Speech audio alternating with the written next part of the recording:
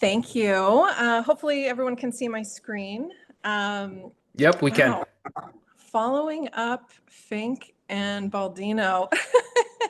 Trying not to have any sort of imposter syndrome here, but two individuals and honestly everyone that's going to follow me, like people that I personally admire, look up to, and learn from every day. So I just want to thank everyone for including me in this. You all are likely in HR or recruiting, or maybe you're just curious about what we do. You're going to hear a lot of the same themes. We've already heard, several of the same themes. I want to talk a little bit about how, as recruiters, can we unite? Can we really become collaborators with our hiring managers? I'm constantly asking myself, even 13 years into recruiting, like how can I build trust with my hiring managers? I don't know about you, but I've had a little more than one recruiting roles across my career. I've had several. And when I started out, I've talked about this before. If you follow me on social media, you may know this, but my first job as a recruiter was becoming the branch manager of a staffing agency, having never recruited in my life. I had been a hiring manager for a couple of years before that, but never having been a recruiter. So it was honestly a crash course in my first year in what not to do. There wasn't a lot of structure. There wasn't a lot of process. We had, back then, some DOS-based, archaic dinosaur, systems we were working off of. We were still using those manila folders, printing paper for new hire paperwork, all of that, right? Big filing cabinets to, store, employee, new hire information. One of the things, though, when I first started out that I took for granted was building trust, truthfully. I wanted to become a subject matter expert as a recruiter, and I laser focused on everything technical. Making sure that I had, dotted the I's, crossed the T's, was following all of the process. And when you're first starting out, you're not a subject matter expert. It's hard to know what you don't know. But looking back, I can say, I'm proud that I was able to, hone those technical skills. But the area that, again, that I missed was the relationship building. And it's funny to me when I think back about that, because relationship building is literally one of my favorite things about recruiting, outside of just, being able to be part of that journey with the hiring team, and whoever we're going to hire to, just improve business in general. I had a bit of a chip on my shoulder. I'm going to be honest. I thought, why do I need to, a few months in even, why do I need to tell my hiring managers or my clients, like give them a play-by-play of what I'm doing? Didn't they hire me to be a subject matter expert? Can't they just trust that I know what I'm doing? And I'm being vulnerable here. I literally let my ego get in the way, especially towards the end of that first year. One of the things that, again, I've learned over time is that you can be a subject matter expert. I sure wasn't after a year. But that still doesn't mean you're going to build trust with your clients or your hiring managers, because at the end of the day, communication is what really is going to set you apart in beginning to build that relationship. We heard both, I believe, both John and both Brian talk about, a lot of those fundamentals, in recruiting and hiring, and starting with understanding, the business that you're recruiting for, down to the department, and really the role. And that's a lot of that can start with an intake meeting. And I want to talk a lot about the basics because I think at the end of the day, the basics, regardless of advancements in technology, regardless of the labor market or the economy, regardless of how we evolve as humans, right? In recruiting, you got to control what you can control, right? Because we're dealing with people, and the basics are so important. And I believe, and correct me if I'm wrong, anyone, but the entire, if I was going to sum the basics up, it starts with communication. So I ask myself often when I'm in a moment where, or I'm coaching someone in a moment where recruiting has gone, off the rails, what went wrong? And I can tell you that 100% of the time, communication was the biggest factor of why it went off the rails. Again, I want to talk about the basics because, again, if we don't have the basics honed, how can we possibly build trust with our hiring managers? So I recently wrote a blog post about this. You can check it out later if you'd like to at recruitingshero.com. But the basics, I'm just going to go, talk real briefly. Brian mentioned this as well as John, but those intakes or kickoff meetings are so important, not just to be an order taker. My good friend and former boss, Jackie Clayton, used to always say, we're not a deli counter. We're not serving sandwiches here. Let's really collaborate and let's really learn in these kickoff and intake meetings. What do we need? What's not on the paper? It's a good way to check to make sure you're aligned and that it's the right job description, right? But also, what's not on the paper? What is exciting about this role to the hiring manager and that hiring team that will likely be exciting to the person you're going to hire? Making sure you're organized, you have templates, for your intakes. You may be automated, you may be, you may be working in spreadsheets, you may be working with paper. But at the end of the day, have organization and process in place so that you can, again, support your hiring teams. And I promise we're going to get to building trust, but communication without organization doesn't work. If you're not organized, how will you possibly communicate with your hiring manager in a way that builds trust? So setting expectations. I don't know about you. I'm neurodivergent. I have ADHD and autism, but the ADHD activates a lot. I get excited about recruiting. I refer to myself as a recruiting nerd. It's my it's my personality being a recruiter, right? I often early in my career overpromised all the time because I was excited. I wanted to do it. And then you go from maybe you have 3 or 4 intake meetings in a day at times. And you go from meeting to meeting to meeting. And now it's 7 p.m. and you've promised 4 hiring managers. You're going to get them everything, whatever it was that they asked for, at the end of that day. Now you're working till midnight because you're a recruiter of your word. So don't contribute to recruiter burnout on your own. Set those expectations and timelines. And we talked about time to fill, with John just mentioned it. It's a triggering subject. It's important.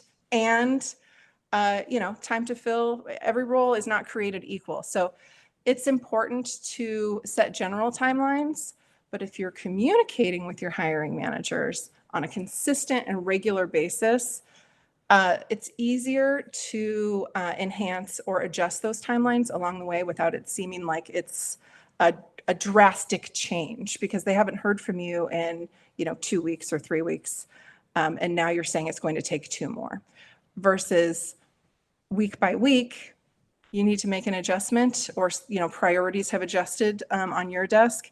Now maybe it's a day or two is the difference at that point. I saw this quote. I don't want to read every slide to you all, but it really resonated with me. It's, it doesn't just relate to recruiting in general. It relates to teams in general, but you cannot build trust without the proper form of communication. About 4 or 5 years into my career, I took on a leadership role, a social enterprise in the Seattle area, and it was my first big girl leadership role within an organization. And I was able to set up with the team, we set up an internal staffing model, because as a social enterprise, we had several different departments, several different businesses in different industries. So it really worked out to set up an internal staffing model that way. One of the things that I learned along the way, again, I'm always learning from mistakes, is that communicating, on an as needed basis with my hiring managers on what was going on was a problem. Now, this might seem like common sense to you. I know some of us are brand new to recruiting that are here. Some of us are, mid-career. I'm sure some of you are recruiting OGs. But again, going back to the fundamentals, what I learned was if I wasn't communicating on a consistent basis every week, always on the same day,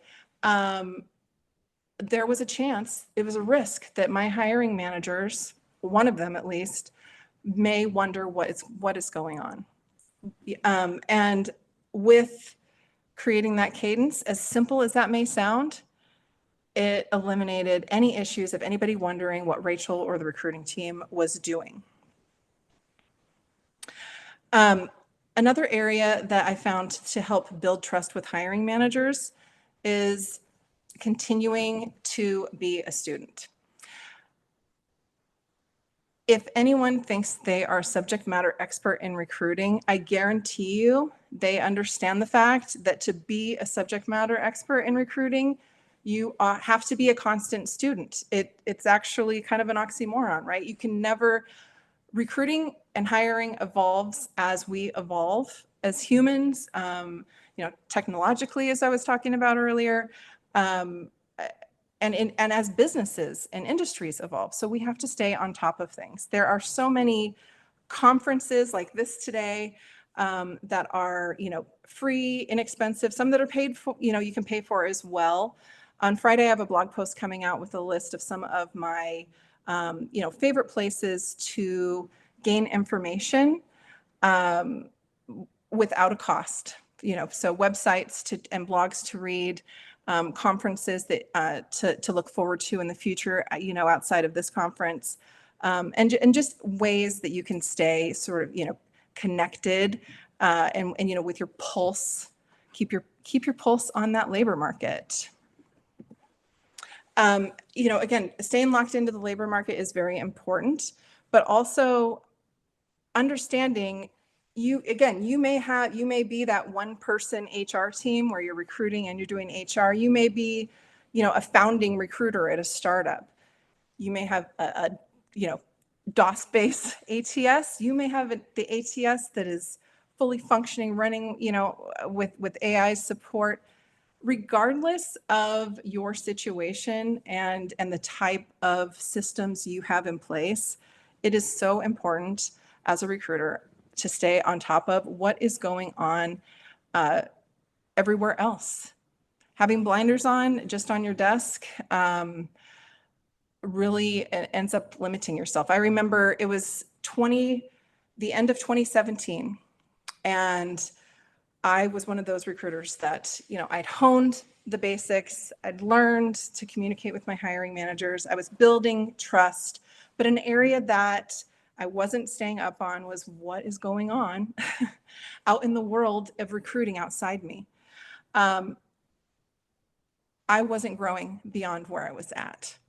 So that's my advice with that. And in that same blog post on Friday, there'll be, additional information and links that you can check out for ways to do that. So always be the student. You can be, again, be a subject matter expert, but it doesn't mean that a hiring manager is going to trust you. And if it's all in your head, the hiring manager doesn't know. So this goes back to, I want to talk about being an educator, because to be an effective recruiter, you have to educate your hiring managers. And you may think, well, my hiring manager is, a subject matter expert of finance or operations or whatever they are in the business. But you build relationships by sharing information. And in order to build a relationship with your hiring manager, to really be in lockstep and really build just that ultimate trust, I've learned, and I'm sure many of you have too, that sharing information is so important. Be an educator to your hiring managers. Don't be arrogant about it. Share information that you've learned at conferences, articles you've read, blogs that you've read. You've learned from other recruiters within the industry you're in and with outside the industry. There's so much to learn. There's tech recruiters, there's healthcare recruiters, corporate recruiters. There's so many different types of specialized recruiting that recruiters do. But an area where I think recruiters really miss the mark is not talking to other recruiters doing the work day in and day out outside of their industry, because there's so much we can learn from one another. Amy Miller is going to be coming up here. I think maybe in about 60 minutes. I've learned so much from Amy and her blog. And when I first met Amy, I hadn't even dipped my toe in technical sourcing or technical recruiting. But just because Amy is a technical recruiter doesn't mean that she doesn't have, experience or knowledge that she can't share with me or with anyone else. And vice versa. Be willing to be an educator to your hiring managers and to recruiters in your community. And if you're on a team around you on your team, but with being an educator, you have to be willing to learn still. Be teachable. Your hiring managers, I promise you, have information that will help you be a better recruiter for them, but also will help you by just being an active listener. It's going to help you incorporate learn what's important to them, incorporate it maybe into your processes, into how you communicate with them, and it ultimately will help you, win their trust over. So how do exceptional recruiters do it all? Here's the thing. There's teams of one, there are teams of hundreds, and everything in between. An exceptional recruiter cannot do it all without support of a hiring manager, an HR department, without support of the greater team around them. Whatever the team is around you, just be sure to lean on them, because building relationships with your hiring managers involves being oftentimes that middle person between HR and hiring, between IT or technology and hiring, depending on how your role is set up within an organization. Just remember, to be exceptional, you have to be able to build strong trust and strong relationships with your hiring teams and then the greater teams around you. I just want to recap. Prioritize those basics. I know I didn't go into a lot of detail about those basics, but I'm happy to with you. Again, my most recent blog post, I share my email address, how to reach me, and set up a quick 20 to 30 minute phone call with me. Let's get into the weeds. Let's nerd out about recruiting. Again, it's just, as Brian mentioned, this is my time. It's subject to availability, but we'll get you scheduled. And if you really want to get into the weeds about any of the topics that have been talked about today, I'm happy to do that with you. Here is how you follow me on LinkedIn. I'd love to add you to my network. I'd love to follow you back. And let's just, I guess at the end of the day, let's learn together. And let's not forget that if we aren't focused on building relationships with our hiring managers as much as we are focused on building relationships with our candidates, we're really missing the mark in truly being recognized, internally within your organization or externally with your clients as a true recruiting subject matter expert.